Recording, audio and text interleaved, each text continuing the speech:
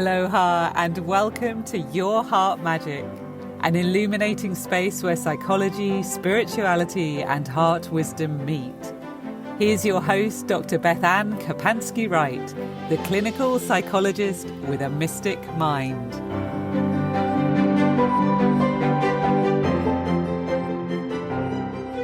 Aloha, everyone. Welcome to Your Heart Magic. This is Dr. BethAnne Kapansky-Wright, and today we are talking about growing grace and gratitude in our lives.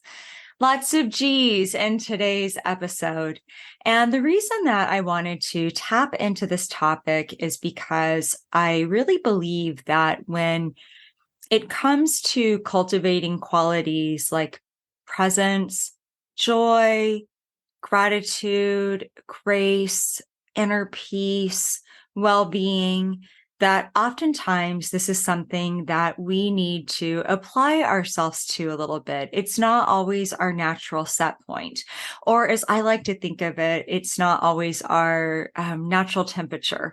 I think a lot of times our nervous system and our emotional centers sort of develop what I call a thermometer based on what we're taught, what the conditioning of the world is, how we might have been raised, what we're surrounded with.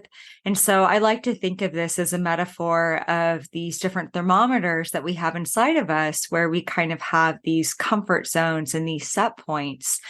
And I think if we want to change our set point and teach our nervous system how to be more peaceful, teach our mindset how to be more joyful, teach our heart how to be more grateful. Actually, the heart naturally knows how to be grateful. It's really more the mind that needs to be reminded of that. But if we want those to become more automatic, it's something that we need to cultivate and develop and grow inside of ourselves. So today we are looking at the qualities of grace and gratitude and how to grow those in our lives. And first, I just wanted to start with, what do each of those things mean? I was kind of writing down some ideas off the cuff for what grace means. And it's my first thought was unmerited favor. It's something that we don't earn, we don't deserve it.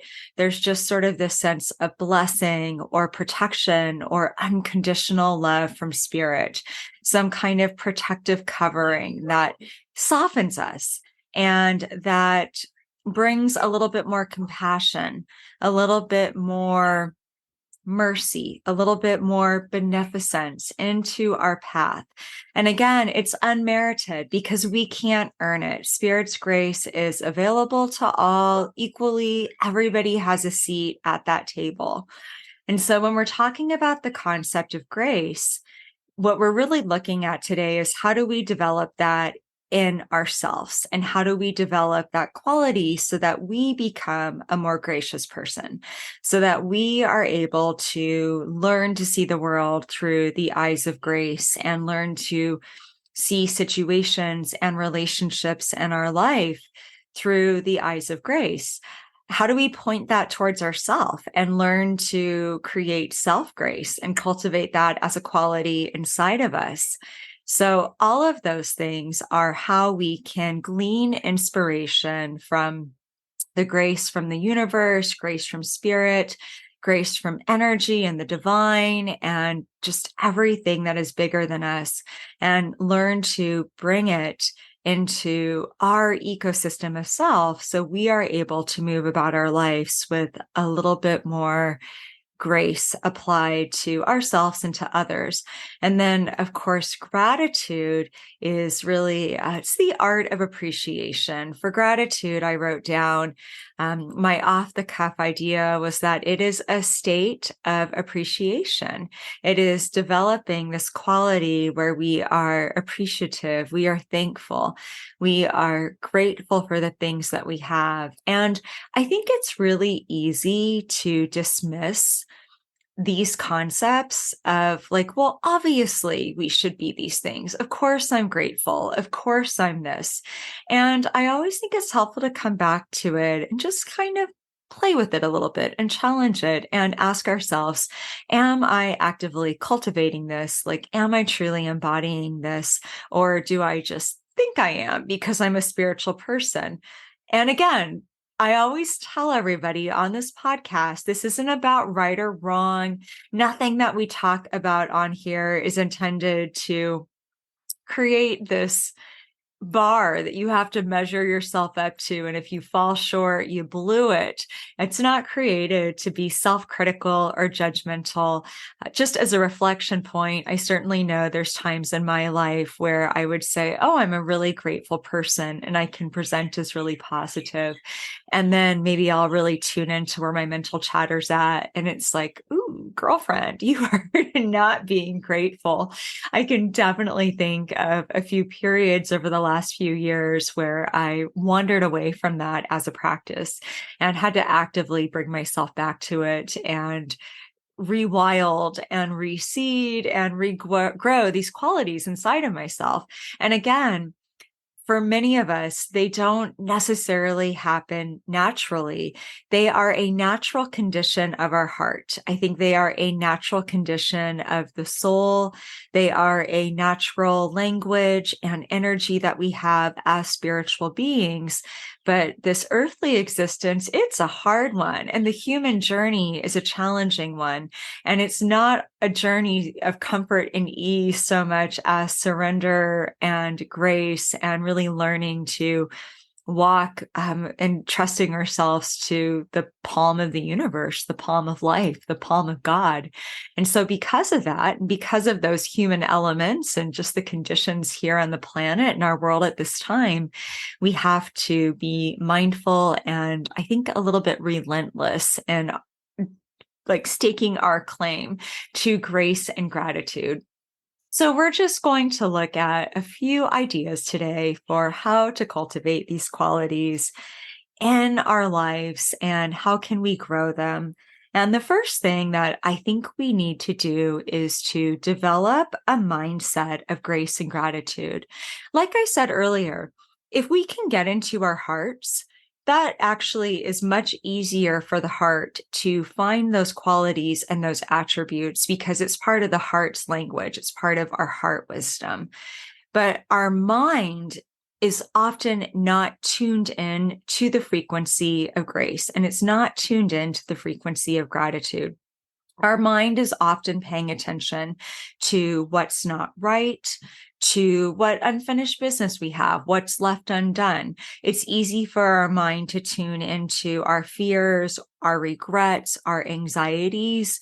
Right now, there is a lot of challenge and sadness and grief and tragedy that's happening in the world around us. And so it is easy for our mind to tune into those things. And certainly there is a lot of space as conscious minded humans to tune into what's happening around us so that we can be aware and we can take action when we're able to, and we can lift others up in prayer and do the things that we know to do to try and do our small part to contribute to a better world. But if we're focusing on that all the time, then we are always external in our focus, and we're not really coming back to that place of soul nourishment where we feed and fill ourselves with good things. So we have energy to give and we have a desire to help or to serve or to contribute in a positive way. If we're not filled up, we become depleted really quickly, or do these empty acts of service because we think they're good things to do, but they're not really embodied, and we feel very disconnected from those acts of service. And we're just doing them in more of this dogmatic sense because this is what a good person should do. And so if we really want to bring this like sparkly, juicy quality to our inner well and ignite our inner passion and our soul, we have to find the things that feed us. And so we have to teach our mind how to be grateful. We have to teach our mind how to find grace for something. So one of my favorite exercises to do with this is to look at situations happening around me and see if I can see them through the eyes of spirit, or sometimes I'll say the eyes of the heart. And I'll ask myself the question, what might spirit say about this? What might your wiser self say about this? If you don't know what spirit would say, then let's make it really personal. What would your wise self, your spirit self, your intuitive self, your soulful self, the part of you that holds your spiritual wisdom and your unique wisdom that you are walking around carrying on your journey as a human, what would that part of you say about something? That part of you might urge you in a situation to take a step back or to be careful before you speak. It might help you shift your focus and say, hey, yep, all this stuff is going wrong, but guess what? You're okay in this moment. You are taken care of. There is nothing that you can't figure out or that you can't solve. Something that I'll often do for myself if I find myself cycling on fears or something that I'm worried about is I will flip it into an affirmation. And it can take me a little while to get there. I don't always do this right away. It's more like if I notice saying, if I'm like spinning out or something like that, and I'll have this moment of awareness where I'll be like, oh, wow, like you spent the last, 20 minutes in a spin cycle, just kind of drifting off into space, worrying about these things going on right now. And so a lot of times I'll flip it into some kind of affirmation where I will say something like, I am resilient, I'm clever, I've made it this far in life, I'm supported and figuring this out. That is seeing myself through the eyes of grace.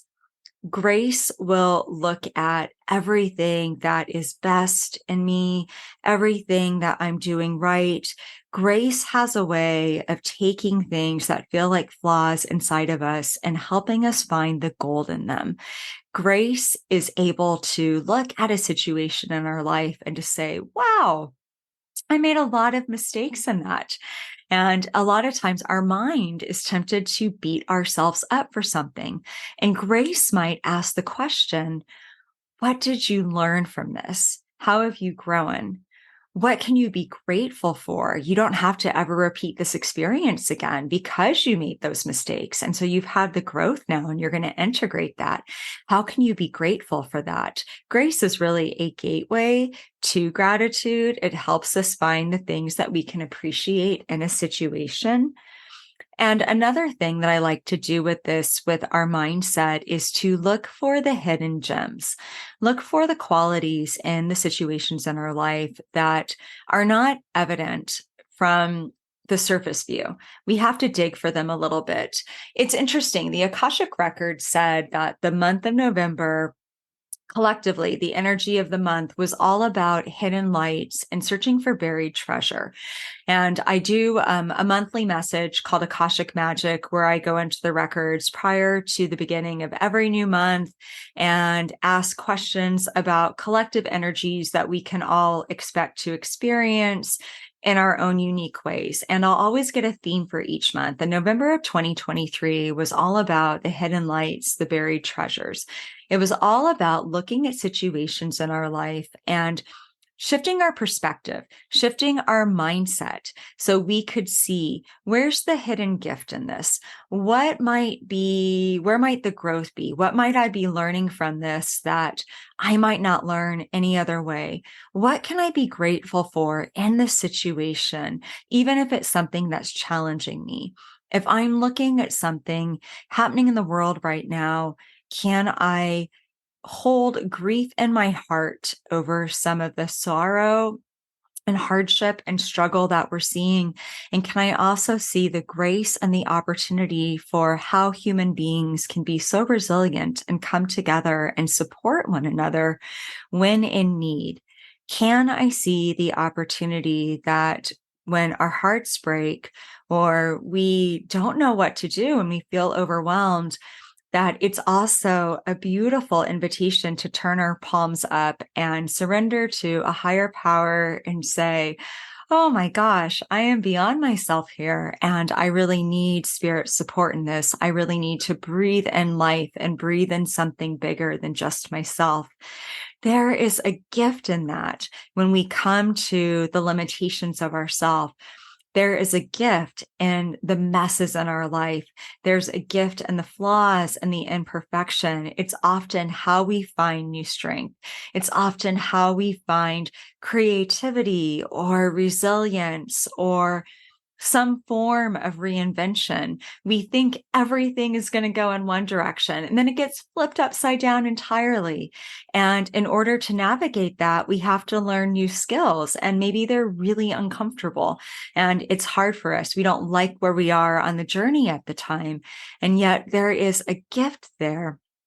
If we can look for the hidden gems, if we can search for the treasure and see, I am learning how to work with the darkness constructively so I can transmute things that might feel stressful or challenging and find the light in them. And that is really what developing a mindset of grace and gratitude is all about. It is turning the lights on in spaces in our life where we don't naturally think about turning the lights on. It's really easy to be grateful if you're on vacation or something amazing happens, or it's a beautiful bluebird day and maybe it's your day off and you get to do something fantastic in nature or just something that you really love to do. And if you find yourself in that situation, be grateful. Of course, be grateful. But it's harder to be grateful on I'm going to call it a moody Tuesday, where maybe it's the work week and stuff is going wrong and like the cat spit up a hairball on the carpet and it has to be cleaned up and you missed a deadline or forgot about something and it's due that day and you're stressed out and nobody took anything out to defrost for dinner and there's no food in the fridge. How can we be grateful then? How can we find grace then? Remembering that grace really is the catalyst for more gratitude.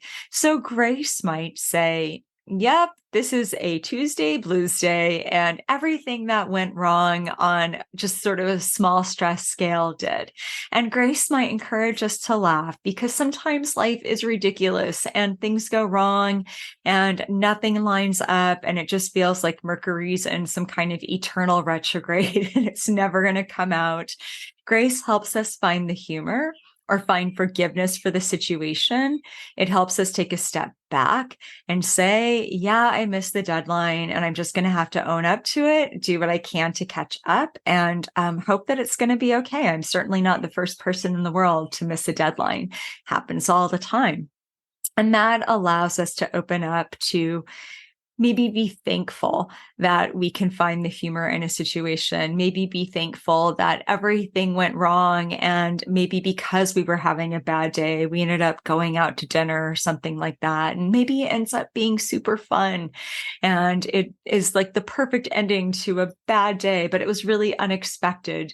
It helps us find those things that lift us up into a more lighter frequency, a lightness of heart, a lightness of being. It helps us declutter and defragment some of the energy and the stress from the day and take us to a place of being more peaceable, more calm inside, and more appreciative of our existence, and just able to laugh at how messy being human can be. Something else that I think is really helpful to do is listening to our heart on the matter when it comes to grace and gratitude. So if we need to teach our mind how to develop a perspective shift so we can look for grace, so we can look for gratitude. And we do that through our thoughts. We do that through kind of thinking about how can I be grateful? How can I find the hidden light? How could I give grace to this person? How could I extend grace to myself? That comes more easily to our heart. It comes much more naturally to our heart. So if we can get out of our head and get into our heart, and take a little bit of space. And I always recommend doing a very simple meditation where maybe you put your hand on your heart And maybe you just focus on your breath and do very simple breath work where you are like, I'm going to exhale the stress from the day and I'm going to inhale grace. I'm going to exhale stress and I'm going to inhale spirit. I always call that breathing in something bigger than ourselves. When we breathe, we are literally breathing in the biosphere. We're breathing in oxygen. I feel that it's a beautiful invitation to the element of air, to spirit, to energy, to say, come on in and fill me back up, because I am tired of doing all of this on my own. And so we can use breath work to take us into our heart. And oftentimes, if we just say to our heart, what do you want me to know right now? You don't even have to ask, how do I have grace right now? How do I have gratitude? You don't have to do the exercises with your heart that you might to train your mind. So the heart is just going to get it. And so if you can get into your heart and just say to your heart, what do I need to know right now? Your heart is going to give you whatever your next step is. And that next step is sure to be supported by the qualities of grace and gratitude, peace, joy, well-being, trust in spirit. The heart's language is really about knowing that we are connected to all things through the heart. We are connected to spirit through the heart. We connect to our intuition through the heart. The heart always knows that it's going to be okay if we can get into the voice of the heart and listen to it. One of my other favorite meditations to do, I teach this a lot, and I do this a lot in my own practice, is putting my hand on my heart and doing a little bit of breathing to come into my heart, and then just asking my heart, what color are you today?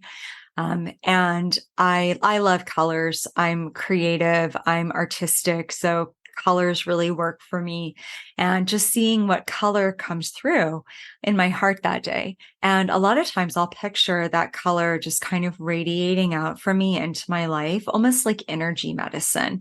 It's the medicine of color. And I'm just going to send a very peaceful blue to all areas of my life. Or maybe I'll see sunshine yellow. And I will just picture sunshine yellow surrounding me, or maybe it will be a really soft, gentle pink.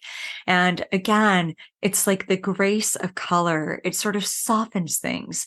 And when I do this exercise, I can't help but feel a little bit better, a little bit more uplifted, a little bit more connected to my wise self and to the truth of my heart that reminds me that we can always find grace in the situations in our life, and we can always find something to be thankful for.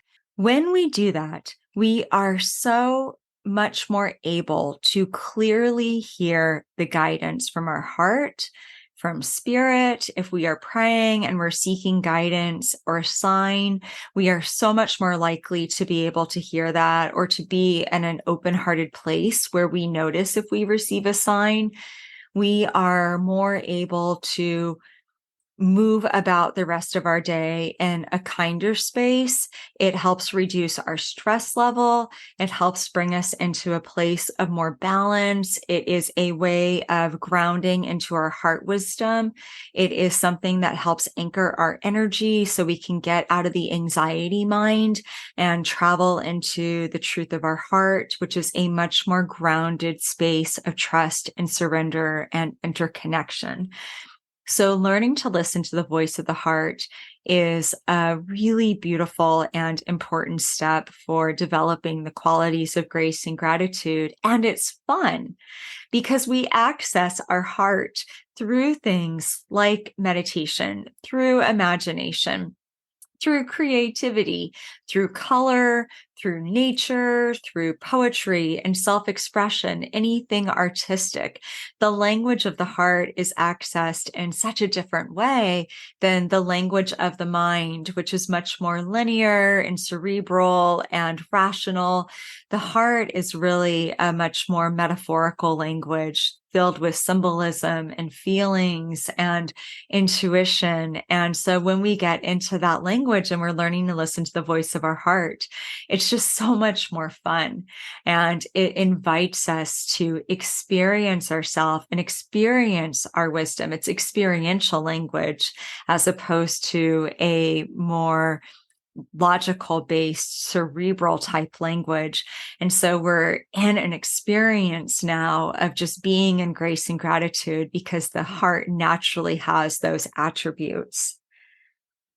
The last thing that I wanted to say today is that I think that if we want to keep growing grace and gratitude in our lives, we can also create an intention to do so and treat it like a spiritual practice.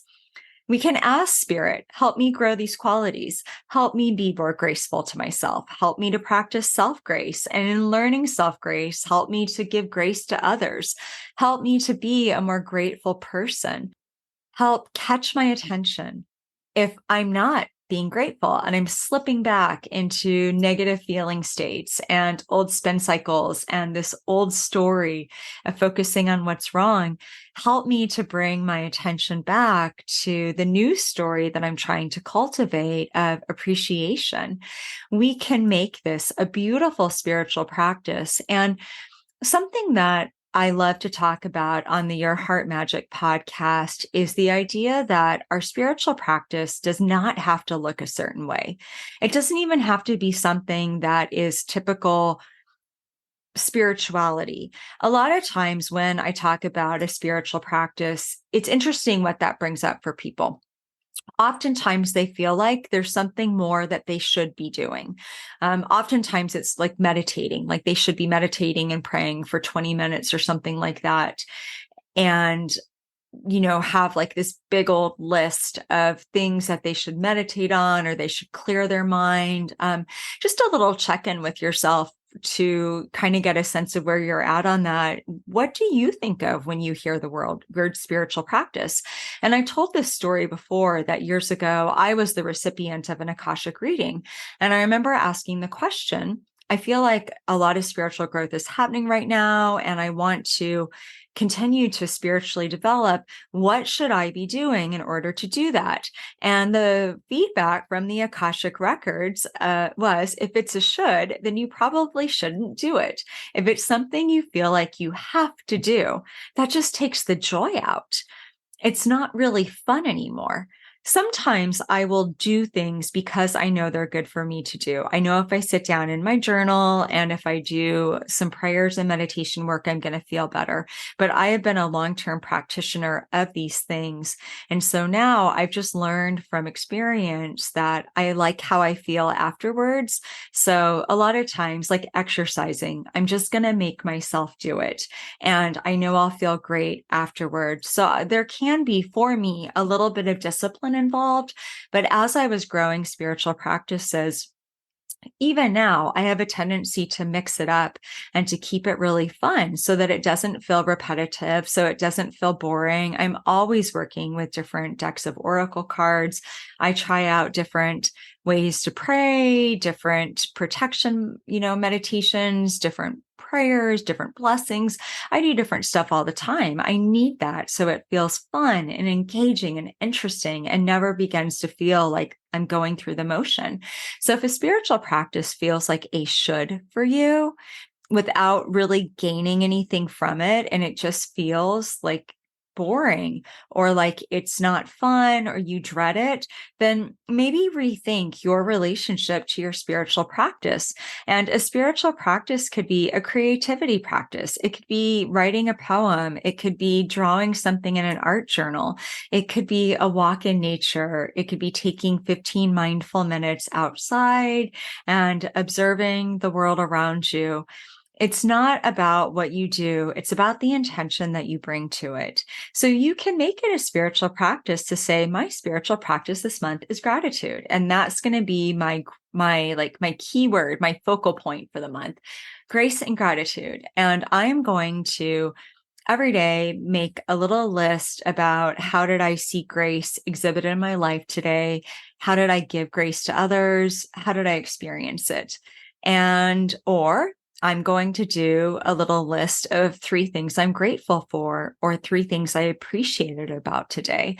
Those might be interchangeable. They might be separate. Your list could have 2 things on it. It could have 10 things. We're being fluid and adaptable here, but that's a beautiful way to rewild and recultivate these qualities in your life through making it a spiritual practice and then bringing spirit in and saying, hey, I really want to grow this in my life. Help me to do so.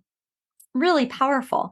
And never, ever underestimate the power of asking spirit, of asking your guides and your angels and your team of light and whatever you connect with and relate to in terms of spirituality. Never underestimate the power of simply asking for help and saying, this is my intention. Can you help me up level it and truly grow this so that I don't forget it and that I really am having my attention drawn back to this? So beautiful, beautiful way to grow those energies in our lives and to help ourselves connect with more heart-based frequencies that allow us to listen to our heart with more ease, connect with spirit, with our spiritual connection with more ease, find a little bit more grace for our process and a little bit more grace for the world around us, and laugh a little bit more, find a little bit more joy and play and lightness in this life that oftentimes can feel very heavy and stressful. So with that, we are going to wrap up here for today. We have some really fun things coming up for the rest of November into December, and we are going to be talking about all sorts of topics before the year's end. We are going to continue our archetypes of the tarot series. We have strength and the hermit, both on deck over the next few weeks.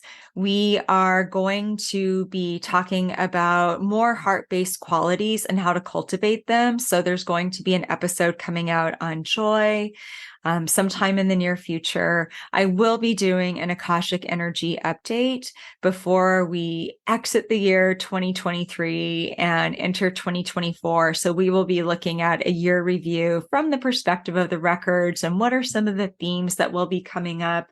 And I will be continuing my Talk Story Time series, where I will be sharing stories and poetry from some of my books and some personal reflections and ideas around some of those writings. So I'm really excited for our upcoming, we'll say like the final segment of this season before we go into the year 2024. New episodes are released every Thursday at 6 p.m. Hawaii Standard Time on whatever podcast is available to you. Thank you so much for listening. Have an amazing week. Be well, be love, be you, and be magic.